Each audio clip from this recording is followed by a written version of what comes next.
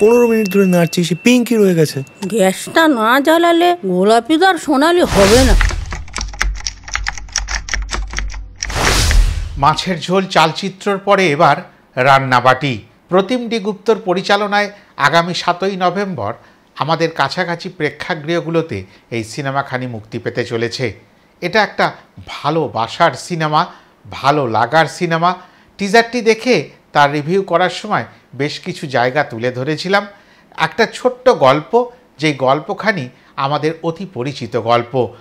মা হারা মেয়ে বাবার কাছে আস্তে আস্তে করে বড় হচ্ছে। মা ছিলেন সোলাঙ্কি, যিনি রান্নাবান্নায় পটীয়সী ছিলেন।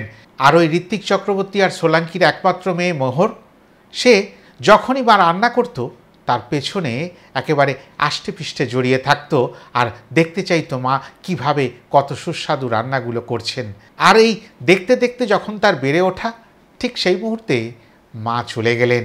এই অপূর্ণ জায়গা, এই মায়ের হাতের স্বাদকে যখন সে সব সময় মিস করছে, বাবার ব্যস্ততা তাকে একেবারে দুমড়ে মুচড়ে শেষ করে দিয়েছে। মোহরকে একটা প্রজেক্টের মতো করে দেখছেন ঋত্বিক চক্রবর্তী বা তার চরিত্র।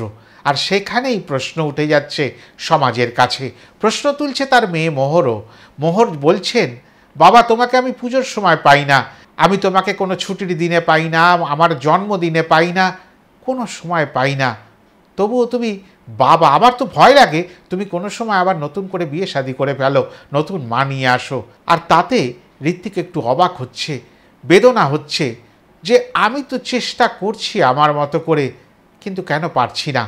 তখন কারো কণ্ঠে ভেসে উঠছে সংলাপ যে কোনো কোনো সময় সন্তানের কাছে প্রিয় হতে গেলে বাবাকে মা হয়েও উঠতে হয়, আর সেটা অতি প্রয়োজনীয়। আর সেই বিষয়টা আমরা প্রত্যেকেই জানি, তবে বেশিরভাগ পুরুষের ক্ষেত্রেই সেটা সম্ভবপর হয়ে ওঠে না। বাস্তবিক জীবনে নিজের কাজকর্ম সেরে অর্থ উপার্জনের জায়গাকে সঠিক রেখে বর্তমান সমাজে বর্তমান সময়ে দাঁড়িয়ে হয়তো পারা যায় না, কিন্তু পারলে কেমন হতো সেটা জানার জন্যই এই রান্নাবাটি সিনেমাখানি আমাদের নিশ্চয়ই করে দেখার প্রয়োজন আছে। বিশেষ করে প্রত্যেকটি পুরুষের দেখার প্রয়োজন আছে। হাতে রান্নার বই আছে, কিন্তু গ্যাস না জ্বালিয়েও যে রান্না করা যায় সেরকম একটা প্রতিভা দেখাতে চাইছেন ঋত্বিক চক্রবর্তী। অসাধারণ অভিনয়। তবে পাশে দাঁড়িয়ে কেউ বলছেন, বাবু রান্নার বই দেখে দেখে নয় রান্না করছেন, কিন্তু তার আগে তো গ্যাসটা জ্বালাতে হবে। তাতে সংলাপে উঠে আসছে, না বৌদির রান্নার বইতে তো গ্যাস জ্বালাবার কথা বলেনি বাবু, আর সেই কারণে মাংসটা রান্না হচ্ছে না। আর এইরকম একটা অদ্ভুত পরিস্থিতিতে এই সংসারের মধ্যে রান্নার আরেকজন পারদর্শী ঢুকে পড়বেন, সোহিনী সরকার। আর তারপর থেকে আরও ভালো লাগা কাজ করবে। হয়তো একটু প্রেম বিনিময়, আবার নতুন কোনো সম্পর্কের উদয়, পাশাপাশি অনির্বাণ চক্রবর্তী বা অন্যান্য সম্পর্কগুলো এসে দাঁড়াবে তাদের পরিবারটাকে আবার গুছিয়ে তোলার জন্য।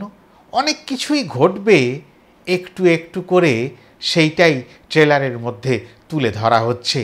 রান্নাও করছেন একটা সময় ঋত্বিক চক্রবর্তী, তবে মাছ পুড়ে গেছে, কিন্তু মাছটা যে পুড়ে যায়নি সেটাকে বোঝাবার জন্য যে ছোট্ট একটি অভিনয়ের টুকরো তুলে দিলেন, সেই টুকরোতে ঘায়েল হয়ে যেতে হবে যারা অভিনয় নিয়ে চর্চা করেন আর মূলত কন্টেন্টের পাশাপাশি অভিনয় দেখবার জন্য সিনেমা হলে যান। আর একটা ভালো লাগার বিষয় রয়েছে এই সিনেমাখানির সঙ্গে, প্রদীপ কুমার নন্দী, নন্দী মুভিজ। এই ভদ্রলোক আমি একটি আলাপচারিতায় বিশেষ করে উঠে আসতে দেখলাম। উনি ভালো কন্টেন্ট নিয়ে ভালো সিনেমা বাঙালিদের উপহার দিতে সপ্রচেষ্ট হয়েছেন। আর এই রান্নাবাটি সিনেমাটার ক্ষেত্রে যে আমাদের ভালোবাসা, আশা, চাহিদা একটু বেশি, তার আরেকটি কারণ নন্দী মুভিজের পাশাপাশি প্রতিম ডি গুপ্ত।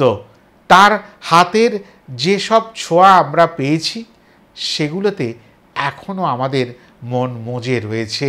আসলে জীবনে আমাদের সবার কাছে অনেক রেসিপি থাকে, কিন্তু রেসিপি থাকা মানেই যে রান্না আমি জানি সেটা আমরা বলতে পারি না।